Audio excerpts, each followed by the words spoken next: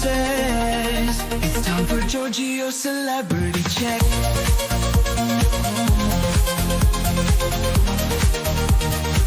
Tune in now, folks, we need to talk about this.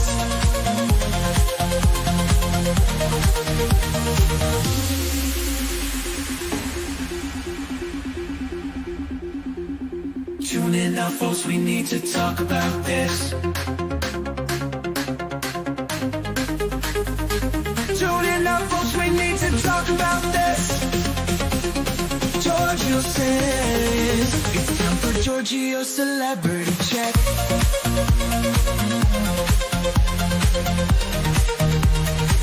Tune in now, folks, we need to talk about this.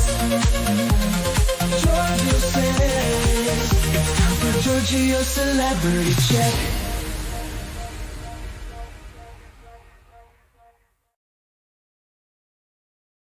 All right, everyone. Happy Friday. We have made it to Friday. I am so happy to be here with you guys. I am going to be discussing all about Real Housewives of Salt Lake City. I didn't get to recap it live for you guys yesterday, so my apologies for that. But I am going to discuss it today, and we're going to go through the reunion looks because everyone had a lot of opinions, and I see why for some of them, so we're going to dig into that. Also, we did find out yesterday that The Real Housewives of Potomac Season 9 reunion was filmed, and the seating chart was released, and there was someone missing. Yeah, so,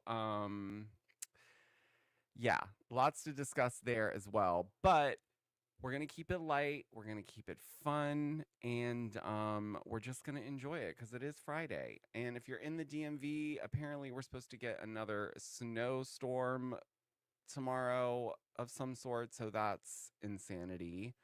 If you have been following me along for the journey that is what I like to call it ends in court, the feud, the very public legal feud between Blake Lively and Justin Baldoni. It is wild. I'm not going to be giving any updates on this today, but I am very invested. So please do stay tuned because I will be covering it from every angle that I possibly can because I am absolutely obsessed and unnecessarily invested. Okay. I hope everyone's doing well. Let's go ahead and jump into this intro so we can start this show. We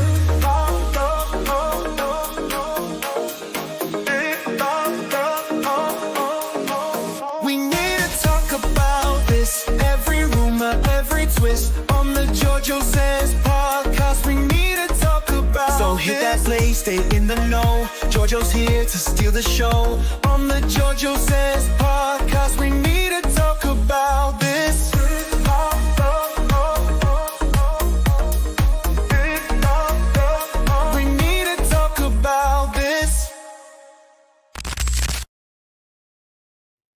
All right, my friends, thank you so much for tuning in. It is a pleasure to be live with you. And if you are not aware, I am going live Monday through Friday at 4 p.m. Eastern Standard Time. So if you are available, I would love it. I would love nothing more than to have you guys join me live. If you're not able to join me live, you can catch the replay on my YouTube channel. And if you are not subscribed to my YouTube channel, this is a very good opportunity to do so. But if you are joining me live and you are in the chat, please hit the like button. And also don't forget to hit the notification bell so you don't miss when I update you guys with the video or go live. But, you know, we have a lot to discuss in the quick tea segment today because obviously yesterday we found out that Karen was not at the season 9 reunion yesterday. And to be quite honest, was I shocked? Not at all, honestly. I mean, there was a small chance I felt like she would go, but you know, obviously she didn't. And listen, she's supposed to be going to get her sentencing on January 29th. So would it have looked great for her to go to the reunion? I'm not sure.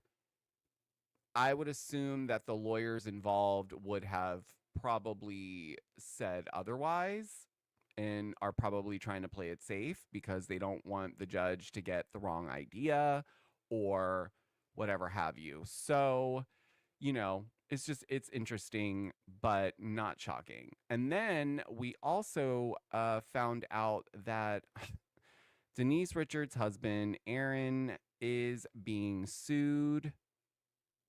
And this is another thing that if you guys watched him on Real Housewives of Beverly Hills, there was that one dinner party where I think it was the season they were all going at Erica because the whole Girardi thing had just unfolded. Nonetheless, there was this moment where Aaron was sitting at the dinner table and people were asking him what he did, and he gave a very interesting response. And I kind of thought I understood what his practice did, if you want to call it that, but then looking into it further, it almost started to sound like it was just a gimmick with false promises. Nonetheless, some of that has seemingly caught up to him, and so we're going to discuss that bit as well. What else is on the roster? Yeah, I think that's all I got for you guys today. We're going to keep it light and fun, like I said. And we're just going to keep it cute and keep it light because again, there's enough going on right now. Also, if you are part of the TikTok crew and you're on TikTok, you understand that today the Supreme Court hearing was, where the TikTok had to defend their side. I did catch a couple of the updates. So if you are on TikTok, you know what's going on. Essentially, if they don't figure it out, I think they're going to meet again on Monday. They're like dragging this out. We're right on the heels of it. It's January 19th where we're supposed to get this ban. Nonetheless, follow me on Instagram at Georgio Says. And if you're here, thank you for being here. But yes, we do want to get into some quick tea because I do want to cover the Salt Lake City episode because next week is the finale, and then you know what that means. It's coming to a close, which is very sad because I feel like we deserve like 20 more episodes of this season. It's been quite an amazing ride, if I do say so myself. But yeah, let's not waste any time. Let's jump into some quick tea.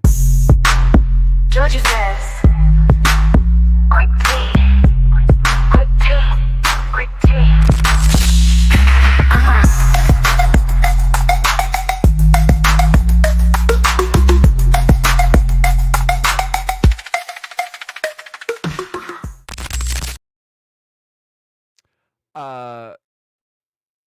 Welcome. And if you're just joining me, welcome. This is the Friday Live crew. Listen, let's jump into this whole Denise Richards husband being sued bit because, like I said, it's not shocking to me, but when I read the article, credit to Entertainment Weekly, Denise Richards' husband, Aaron Phypers, accused of fraud in Malibu Wellness Center lawsuit. This is in regards to the wellness center that he no longer has. It is now closed, but it was called Quantum 360 Club, okay? So the lawsuit was filed by Rupert Perry on November 13th of 2024. And the claims are that Phypers promised Perry's late wife, Alina Katsula Beal, a 50% refund of the bill that she racked up doing these treatments for stem cell treatments that came to a total of $126,000. So it looks like, based on Perry's claim, the stem cell treatments were proven to be unsuccessful. His wife was diagnosed with sarcoma, which is a type of cancer, in 2019, and sought out alternative treatments at Quantum 360 in 2023 after conventional methods had failed her. Phypers allegedly assured her of a 98% success rate and committed to refunding $63,000, or basically 50% of the total bill, if the treatments did not work. Despite multiple requests for the refund before her death in May of 2024, Phypers reportedly did not honor the agreement. Perry is now seeking damages and legal fees. Phypers, who has appeared on Real Housewives of Beverly Hills, obviously as Denise Richards' husband, has previously obviously made some unconventional health claims through his wellness center, Quantum 360 Club. This is an area for me that I think, although there may be aspects to some of the technology Aaron was using in his wellness center, I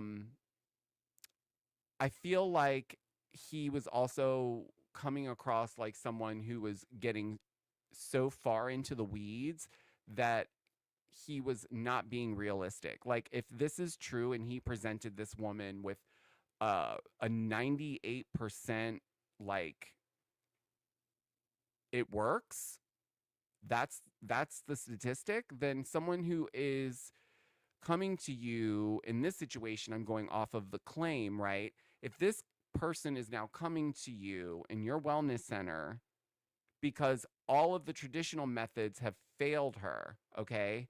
She's now coming to you because what else has she got to lose, right? She's going to try everything. She's already tried everything the doctors have prescribed. It's not doing the job. So now she's coming to Aaron's wellness center and hoping that there'll be some sort of alternative treatment that may work. But if he's selling it to her, first of all, it comes off a little bit like he took advantage of her in a really vulnerable position, right? And I'm not quite certain how much those treatments should go for. I haven't done the research on any of those things or any of the things that he was offering at his wellness center. So I'm not going to say whether or not it was price gouging, because again, I don't know. But what I can say based on reading the complaint and then reading this article and doing research on his wellness center, it seems like there's a couple people that had this issue, which probably ultimately led to it closing. Now, I did hear some rumblings that there was issues with him being able to pay the rent. Again, this was in Malibu, so I'm sure the rent was very expensive, which is probably why, the stem cell treatments probably cost an arm and a leg. And again, remember, this isn't anything that was being covered by, insurance. So these people were paying out of pocket. Nonetheless, I guess he did not hold up his end of the bargain, which basically, I guess, he agreed that if the treatments did not work, because again, he was pushing this 98% success rate, he would refund half of the bill for the treatments, essentially. So I guess that comes out to about $63,000 that he owes. But you know what? I think that could be paid very quickly with Denise Richards just doing another Lifetime movie or one of those movies that's straight to streaming. This can be dealt with. But the bigger issue that I found when I was looking into his wellness center was there was one review that I saw that was everywhere. Like, this person, this is why I'm going to show it to you, because there was a couple other ones in there, but sometimes you can't tell if like someone was told to write that, considering, but this one stood out to me because it was on everything. It was on Yelp. It was on Google. It was on, I forget the other site I was looking up reviews on the wellness center on, but it was on there too. And so I'm going to read it to you guys. So this was from September 12th, 2024, 1-star review. Okay. And it's from, I think it's John B from San Francisco. Q360 Club is now closed. It seems a number of clients, including myself, got duped. I gave him, referring to Aaron, over $100,000 for some supposedly miracle injections I never received. I never received. another $58,000 loan to help keep the business running 2 months ago. No. And then I guess so he's saying he gave him $100,000 for miracle injections that he never ended up getting, then gave Aaron another $58,000 loan to help keep the business running. And then he's saying 2 months ago, I gave him $25,000 to pay the rent as he was packing up to close, hoping to keep the place open, still having faith. I have no more faith in this place, nor the owner. He has done an injustice to so many people. Other people gave him large sums of money, which he took and put in his own pocket and gave nothing, no injections, nothing. Is karma is following him, and is hopefully he will realize someday the damage he has done to so many people. Not to say he hasn't helped some people, but when you take people's money and promise them magic potions and give them nothing, you are doomed for some dark times. Anyone interested in recouping some of the cash they gave to Aaron, please contact me at Sail Away Now. Okay. So basically he really, I wouldn't even be surprised if this guy is behind the lawsuit. So you never know. But it sounds like Aaron had a lot of issues keeping it up and running.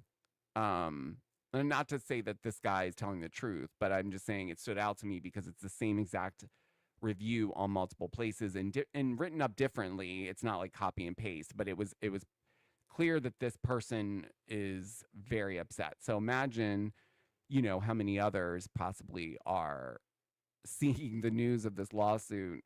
I don't know. Denise, thankfully, is still working. So hopefully they can wrap this up and move on. But let's talk about the elephant in the room, okay? Now, you guys probably saw this pop up on your feed yesterday, and as we all do, we get very excited. We love a seating chart, okay? We love a seating chart.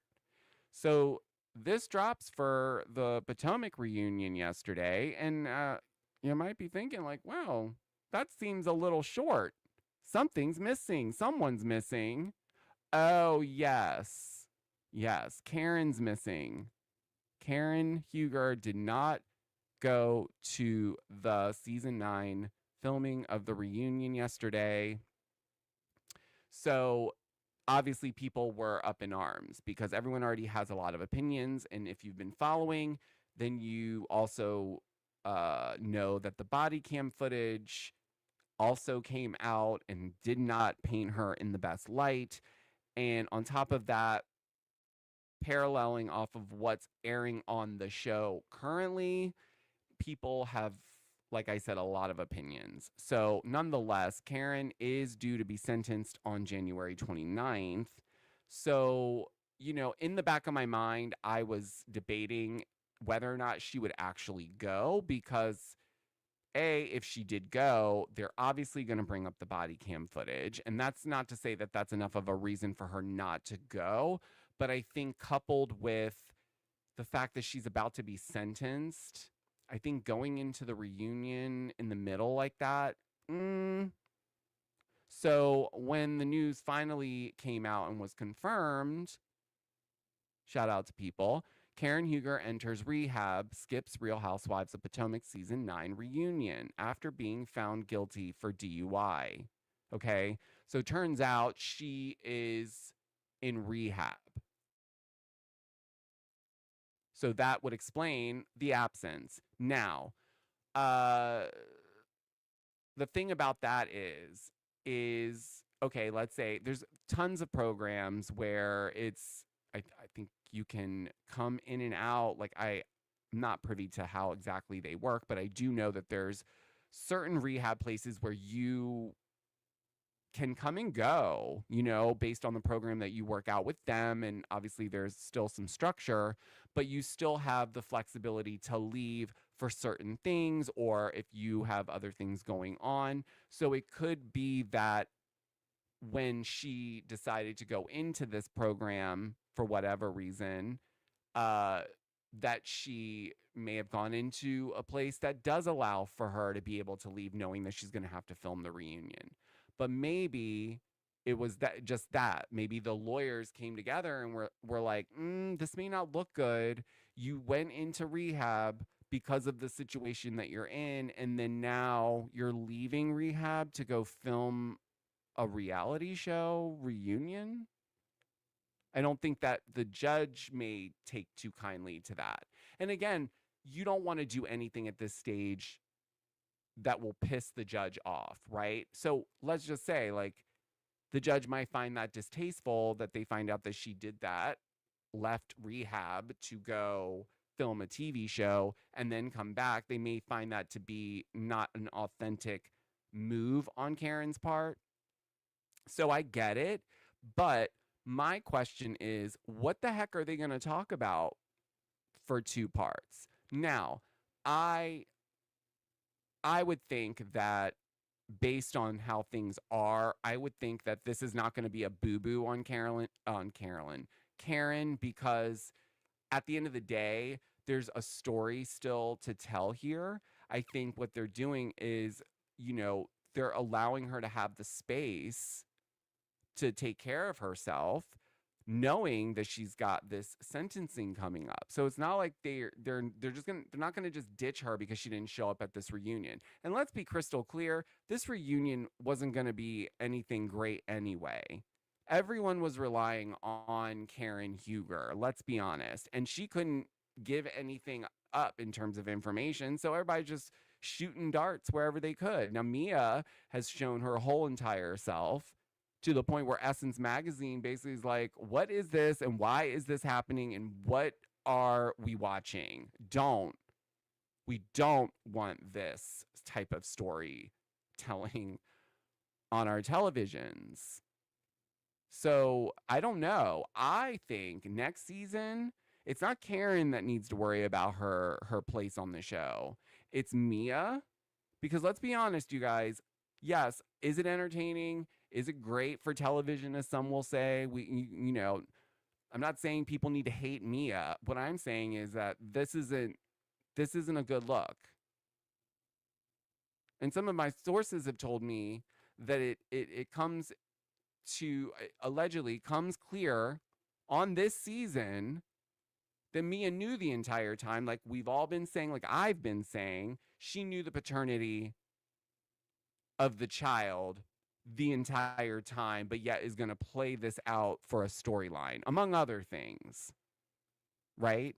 So, but what else happened in this season? Nothing.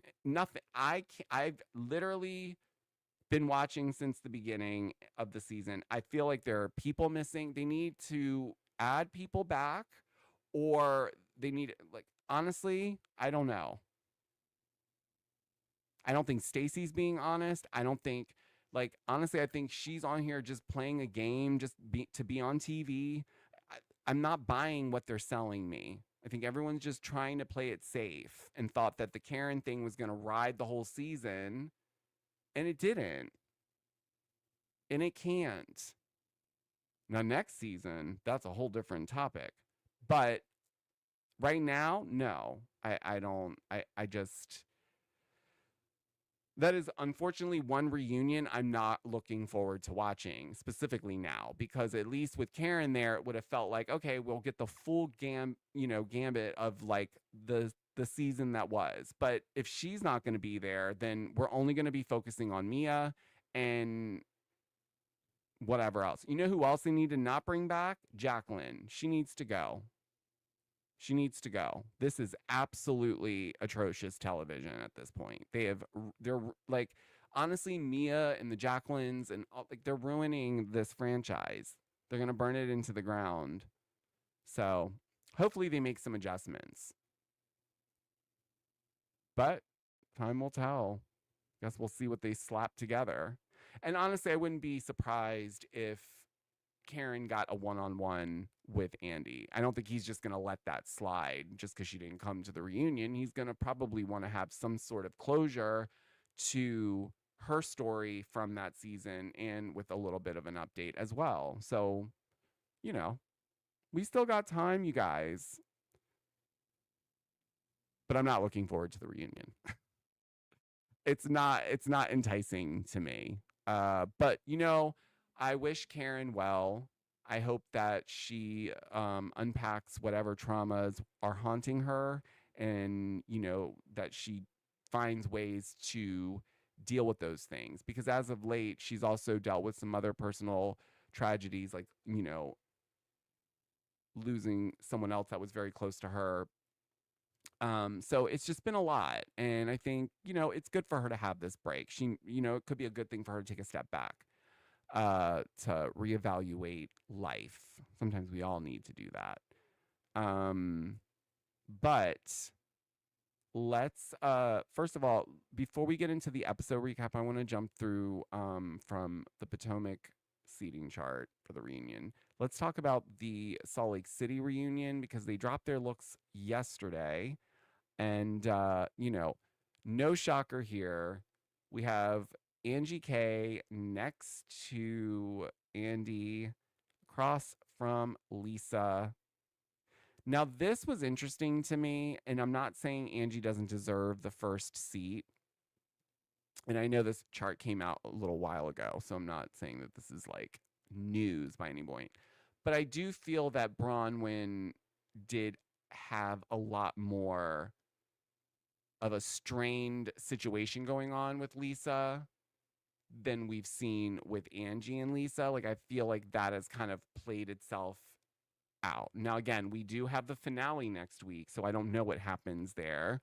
Things could shift. It only takes one episode to shift. But we did get the reunion looks, and I'm sorry to the audio listeners. You're not going to obviously be able to see what I'm talking about, but you can always come and watch it. But if you've already seen the looks, then you'll know exactly what we're referring to. So the theme clearly is shades of red and I guess pink, maroons, mauves, because most of the ladies wore red. And Angie K wore what looks like it's pink, but I feel like it's a little bit more of a like it's supposed to be more going towards the shades of red, but it could just be like a pink. The set looks great. I think the set looks very chic. This is probably one of the most elevated looking sets for the Salt Lake City reunion that I've seen. So that is good, because some, you know, was it last season, this season before, it was atrocious, whatever that set was that they had put together. But nonetheless, I want to go through each of the looks and rate them quickly for you guys, because yeah, I saw a lot of people saying they thought this looked like prom theme. I wasn't getting prom theme. Well, let's just get into it. So let's start with Angie, because she's sitting next to Andy. Okay, our Greek goddess herself. Okay, you know, I am a little biased. I'm Greek too. So, you know, she's like sister. She's like my sister, you know. Anyways, this dress to me is stunning. I think the hair looks great. I think she pulls these looks off really well. I am kind of glad she didn't do red. I don't know how, I don't know with her skin tone how much red would have done this justice if this dress was in red. But I'm going to rate this an 8 out of 10 for sure. This is definitely chic. Now, it'll be interesting because some of these looks look great when they're photographed, but then they look different when you see it on the episode because they're sitting. And sometimes it's the opposite. Like sometimes we don't like them in the photo, and then we see it on the reunion. That happens quite a bit, actually, where we didn't like it in the photo, but in the episode while they're sitting, it's like, oh, it actually looks good. Okay, next up, we have Baby Gorgeous herself. Now, Baby Gorgeous was getting a lot of flack, and she typically does for her reunion looks, okay? But I will say, this season, I know, you guys are going to be like, this looks like the same thing she always wears. But honestly, no, this is actually super elevated and chic, and it's very her. Like, honestly, I don't see her coming out in these big ball gowns and like updos and crazy hair. Like, I feel like she's being herself, and I also think that she understands her style. So, but this is, I think, the most elevated she has looked on any reunion. So even the shoe, because usually she loves a wedge, but this year it's a strappy sandal. Like, I like this. This is a good vibe, and I like that she went darker and didn't go red. Because again, sometimes the red can really make something look cheap. In my opinion. Oh, I should rate it. I'm gonna give this. This is a solid 8. I'm gonna give it an 8 out of 10 because this is by far the best that that I've seen for reunion looks from Lisa since the show's inception. All right. Next up, we have, oh my goodness, where is Heather Gay? She's disappearing, you guys. It's like a completely different person. Actually, you know what's funny? I know that I'm hoping next season they get some new updated intros for the intro shots for their intro taglines, because I think it's time. It's like, what is it? Season 6 will be happening. Like, I think they're due for an updated intro. I'm sure Heather would like one because she looks fantastic. This dress looks fantastic on her. I love the cut.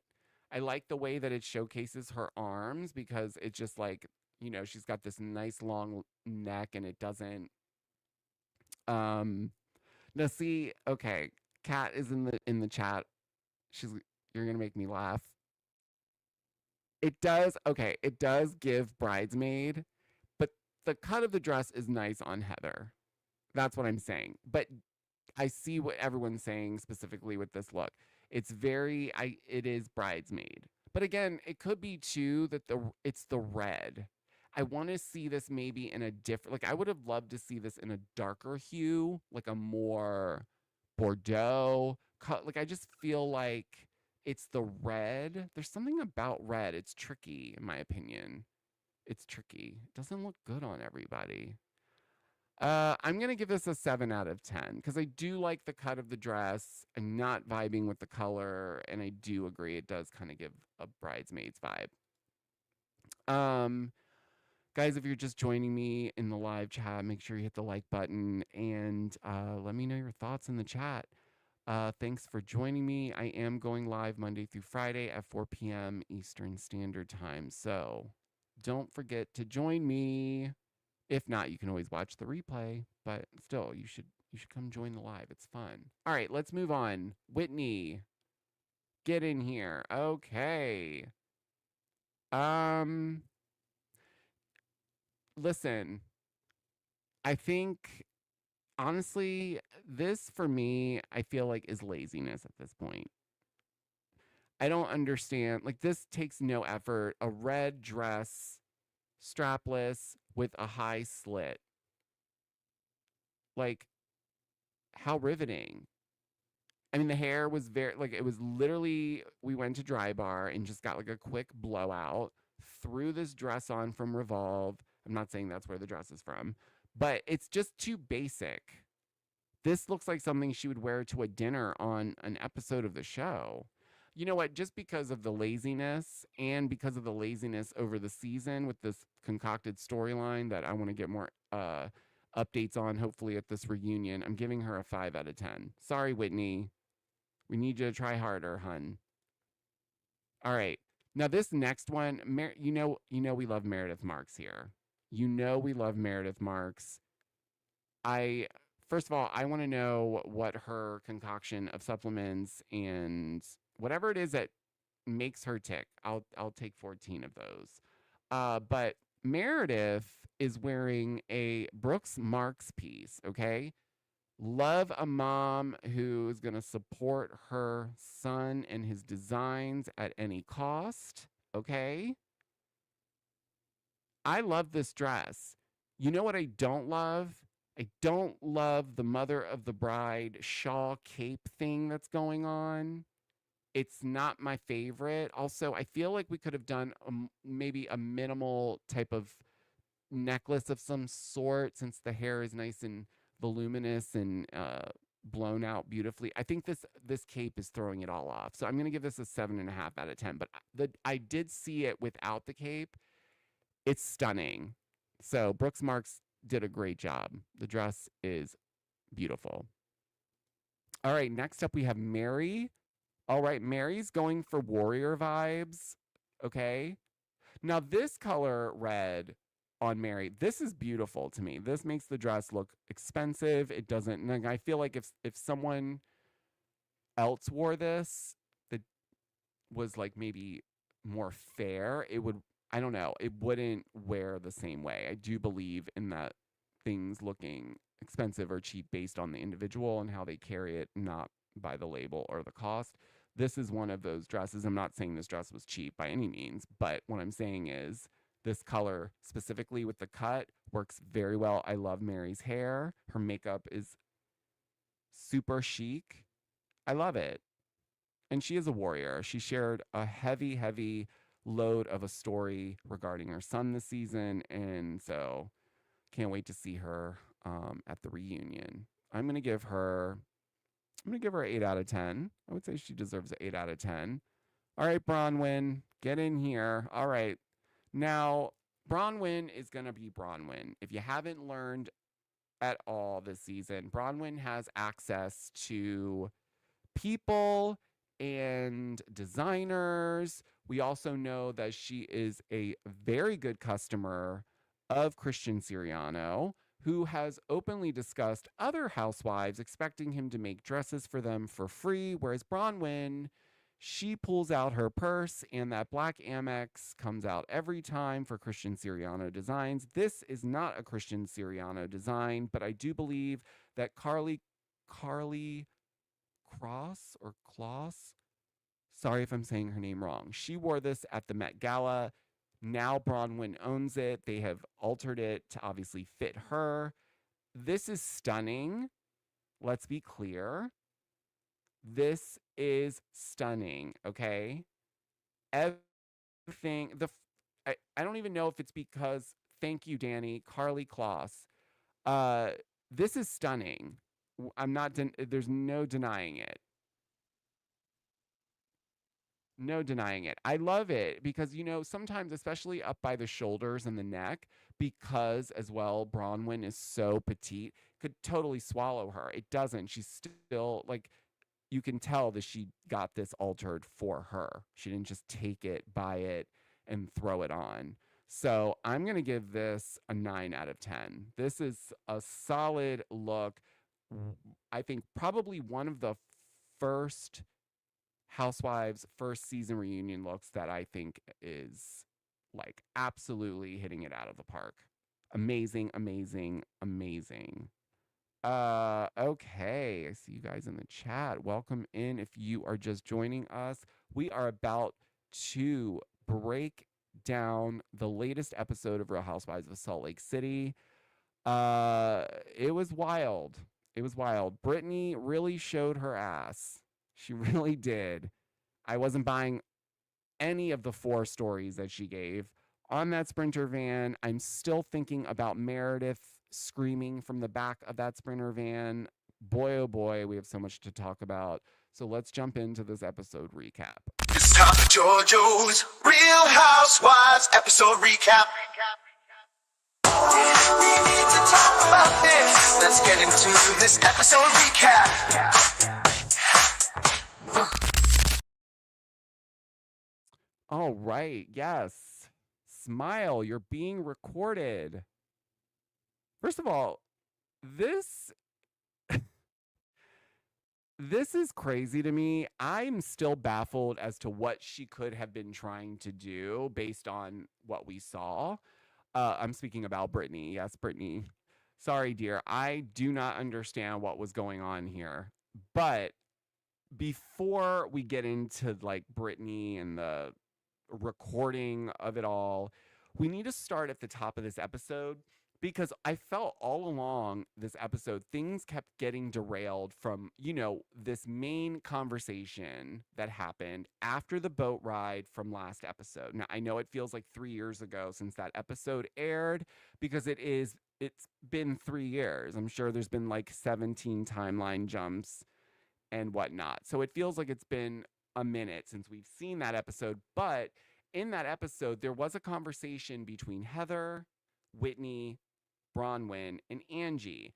And they were talking about the fact that Bronwyn felt that Meredith and Lisa were basically siding with Todd in the situation because of the feedback they gave her didn't come across supportive of Bronwyn. It almost put it back on her and almost kind of inferring, and I'm not saying that's what it was, but what was taken away from the situation was that almost like, and this is Heather saying these things, that perhaps the people that get the rumors about cheating are the ones that are more pro keeping it hush hush and just kind of like not really discussing it or trying to defend, or, basically just defending it by like keeping things hush hush and not discussing those things. So that was interesting because Heather, as we know, is clearly trying to buddy up to Lisa. And it's not to say that that was the worst thing in the world, but I'm sure Meredith as well, who has clearly been dealing with stuff in her marriage. And I'm wondering a little bit about that after watching this episode as well, just because her whole vibe this episode was very reactive, very defensive, and very paranoid. Okay? Like, girl, calm down. Like, you really, first of all, you're on a reality show. So planting recording devices in your room, like, if anyone's doing that, it wouldn't be Brittany. It would be a producer. And maybe that's what she was like. I don't know. She was clearly geeked out about something. So maybe there is stuff going on she doesn't want shared and she's causing a ruckus because she's trying to deflect. Who knows?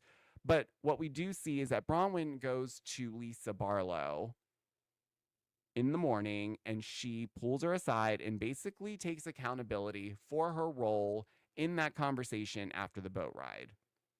She says that didn't make me feel good. I didn't like how that went down. I didn't like that I spoke like that about you. So, on the surface, it's like, well, that's really great. She is self-aware enough to go and take accountability immediately. Like, she's going to go sit with Lisa and tell her, like, listen, I had some really bad things to say when I was conversing with Heather, Angie, and Whitney, and the things we discussed, I didn't feel good about it. So I just want to apologize and say that, like, that was wrong of me. And of course, Lisa now has got her red flag up. Like, well, what were you guys saying? Like, what were you guys talking about?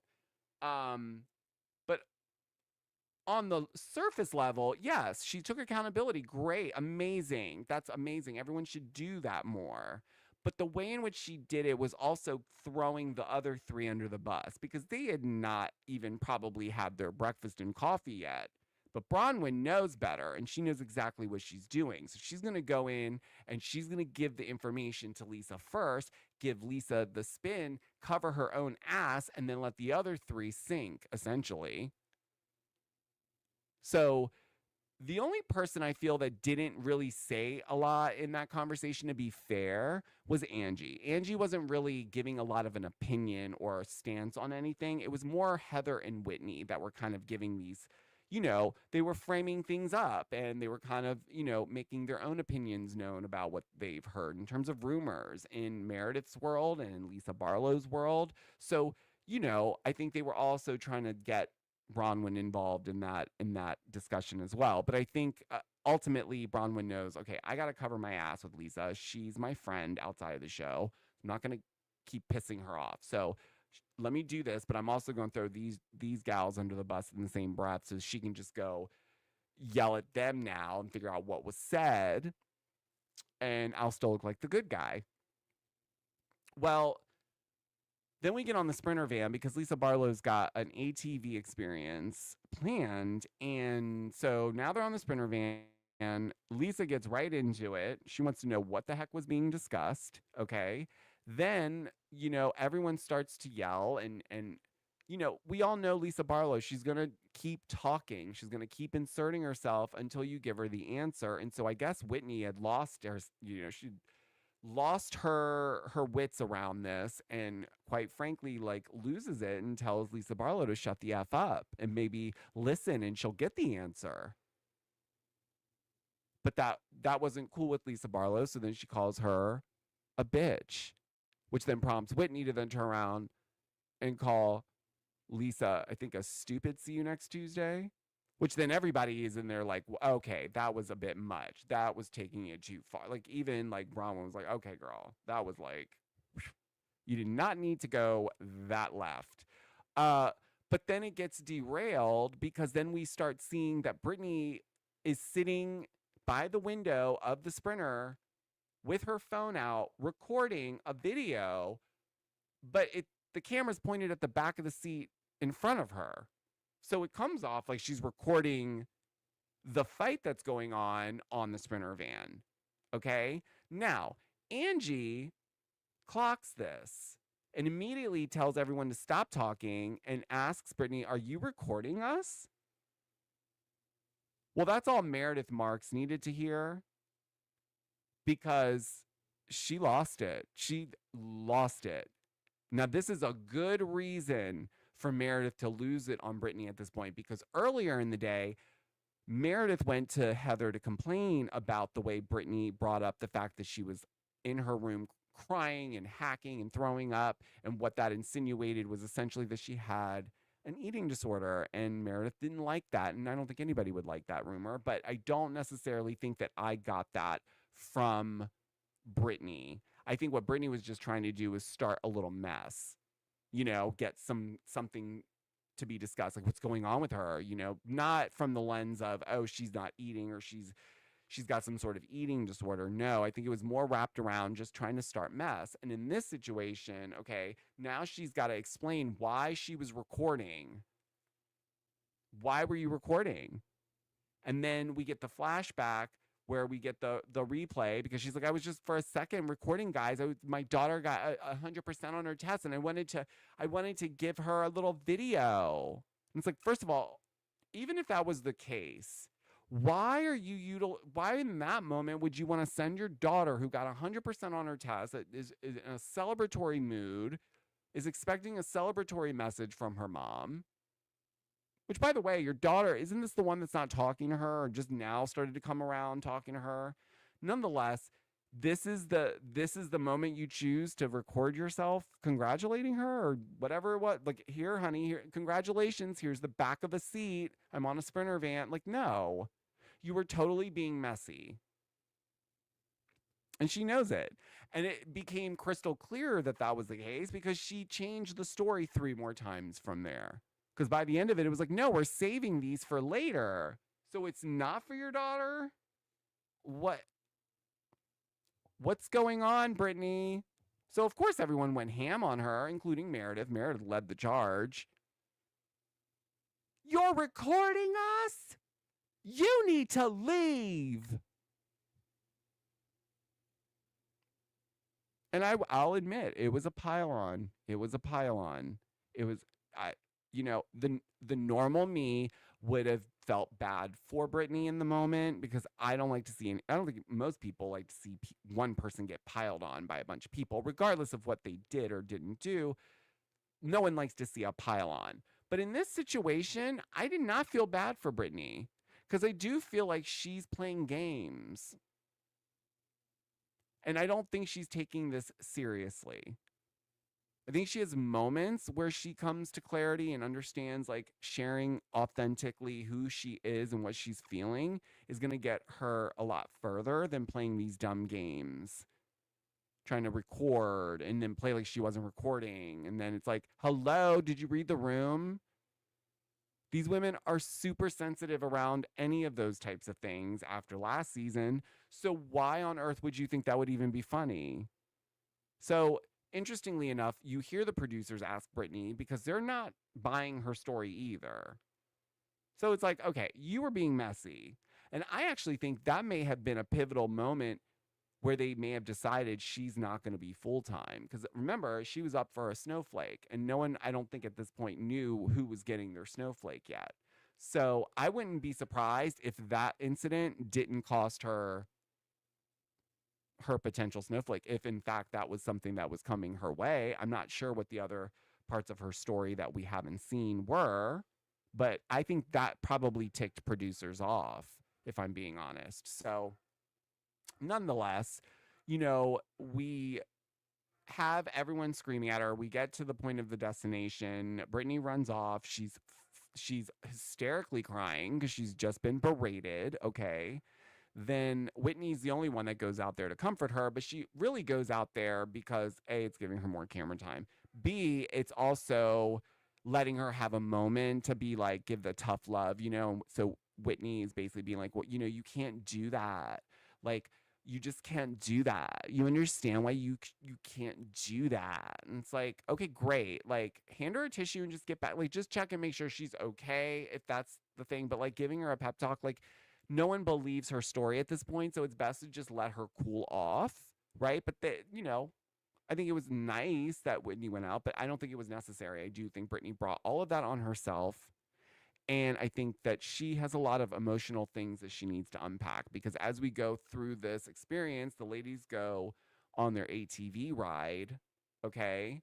Which, by the way, that part, and I've been to Puerto Vallarta, we've been there like, it's like we're from there, it feels like.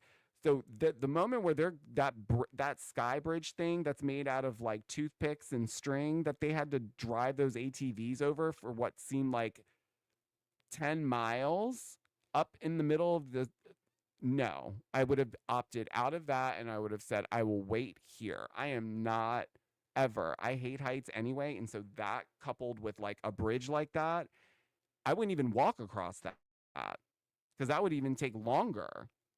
At least with the ATV, you could go really fast and hope that like whatever's happening is happening behind you. But if you're walking on that thing, you can't run. You're not going to be able to. Anyways, that scared the living crap out of me. But luckily, everyone made it to the other side. And Brittany seemingly has moved on. She's taken a dive into the water. And everyone's noticing, like, wow, she just did this really weird thing. And she's acting like nothing happened. Like, it's just like, whatever. So then the ladies sit down for their lunch. And this comes up again because people are really having a hard time. And I understand why, because it doesn't make sense. Her 4 stories didn't make sense.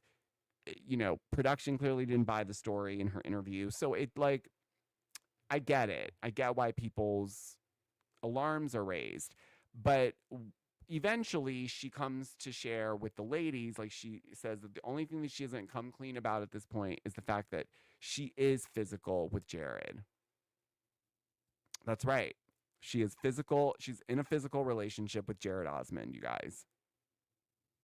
Now, again, on the surface, it's like, who cares? Because it's like, she's been drinking on the show. She's, kissed Jared on the show. Like, we've heard it all. So this isn't shocking news. But Heather brings up a point to say that she understands why this is a big deal for Brittany to say out loud, because, in Mormon culture, that is a huge deal. And so the church and everyone that she knows, everyone's going to have a lot to say about this. And I think the ladies are also framing it back to her to be like, but that's not the only thing that's going to make everyone talk. You've been drinking on the show. You wear red lingerie on the show. Like, there's a plethora of things that the community that's around her in the Mormon church, they're all, if that's what she's worried about, she's going to be worried about this entire season airing, which it already has. So I'm sure she is getting some backlash. So it'll be interesting to see what that is and where her update is with things at the reunion. And I know she can be a bit of annoying, but she's kind of like a Broadway queen.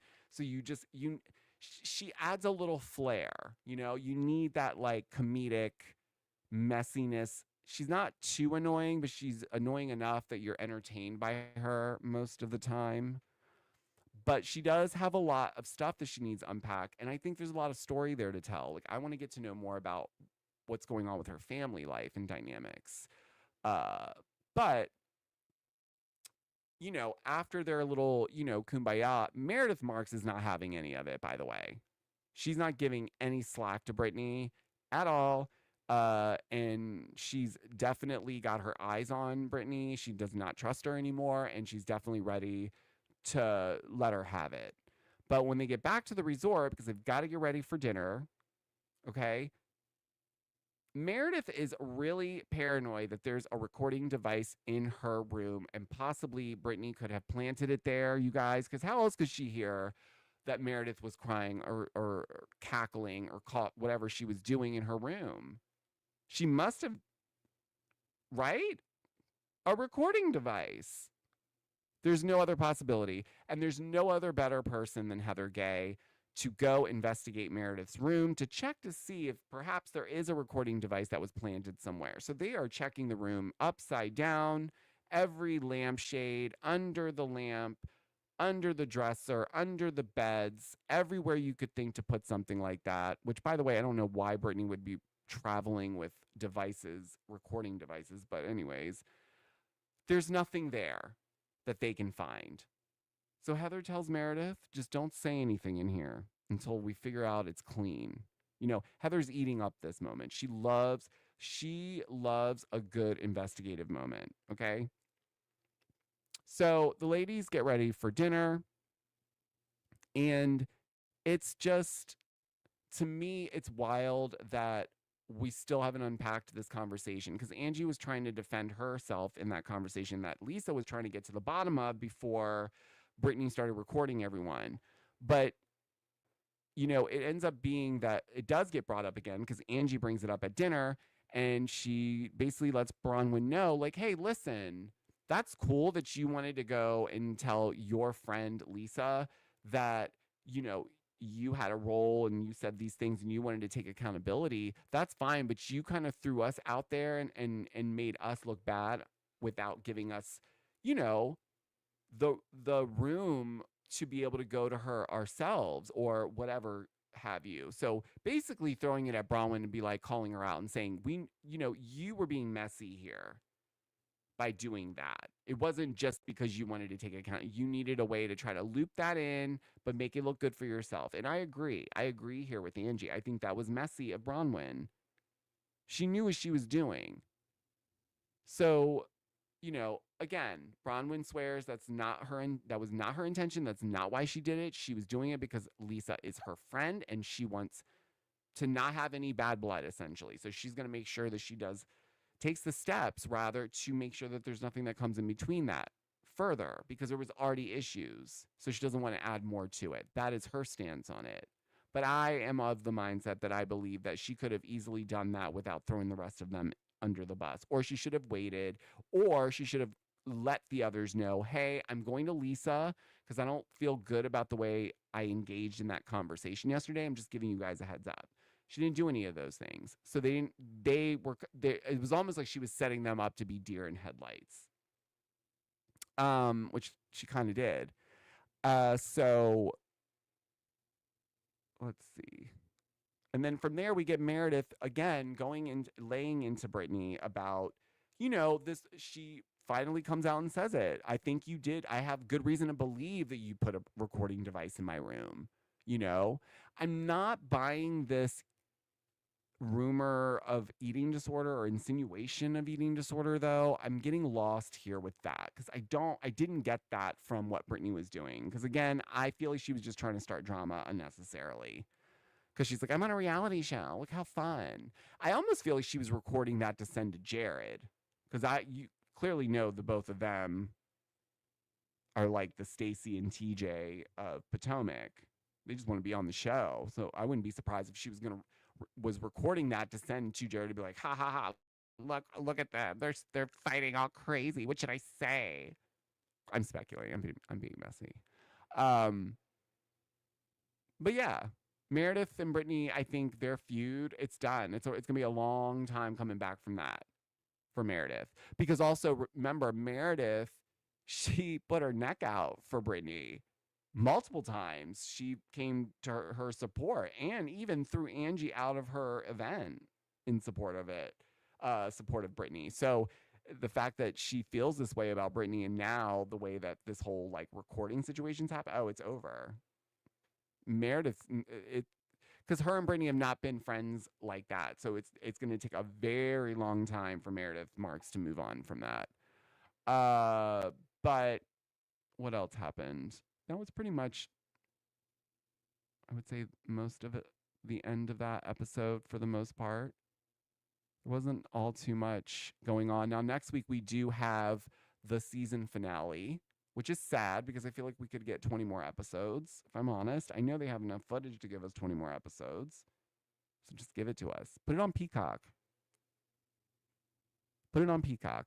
I'll pay more. How about that? But anyways, yeah, so I'm interested in seeing how the finale goes. This is clearly the scene where we get the, I guess it's the brunch of everyone dressed up like Lisa Barlow. So that'll be interesting to see how that all goes down. I'm obviously very interested in watching the reunion. And let's hope that everyone in the DMV doesn't get snowed in too much. If anything, be safe and get all the things you need tonight, because you don't want to be snowed in. That sucks, specifically if you don't have the things you want.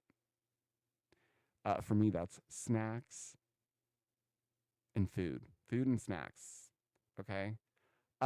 Anyways, guys, really quick, sending thoughts to everyone out there. I spoke to a lot of friends of mine yesterday. Been trying to connect with people over in California. The fires, devastating.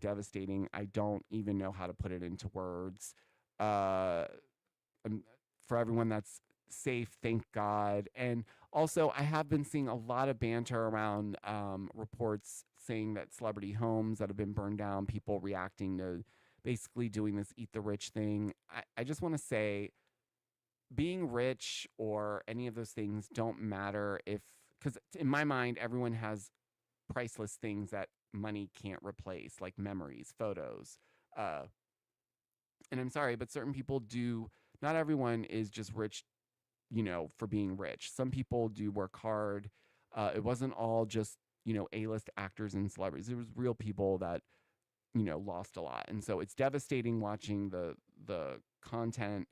I'm glad that people are safe. I'm glad that people were able to get activated, and the firefighters were absolutely amazing. And yeah, there's a lot of organizations that we can donate to. So I know Be Strong, Bethany's also been on the ground as always. And so thinking of everyone out there, and the next 9-10 days should be very interesting. Anyways, I think that is a good point to leave out the episode because it's Friday and it's time to get the night started, however you guys like to do that. But I think I will leave it here. Thank you guys for joining me in the chat. Really quick, I'm going to go through, say hello to some people. Evelyn, you caught your first live. Thank you. Thank you so much for being here. And as always, we have Danny Gossip Girl, excuse me. How are you doing, my love? Hope you're hanging in. Kat, thank you, Kat. Let's see. Of course, we have Jeff C. Doodle in the house. Always listening in for the gossip. And Just Kelly. Hi, Just Kelly. Brittany seems to be very emotionally stunted. It's actually concerning. I agree. I think she could... they need to bring back Yanya Fix My Life and put Brittany on an episode of that. I think that would do her good. All right, guys. Thank you so much for joining me today. If you were live, if you're part of the replay crew, thank you. Make sure you hit like on this video. If you're not subscribed, please subscribe to my channel and hit the notification bell so you never miss when I go live or when I upload a video. Follow me on Instagram. I'm not sure what's going to happen with this whole TikTok situation. We'll find out on January 19th. But in the event that happens, I'm still out here. So stay connected with me on Instagram. You can also DM me on Instagram. I conversate with a lot of you in the DMs. And what else? Stay safe out there. Stay warm. Enjoy yourselves. And until the next episode, guys, I'll talk to you on the next one.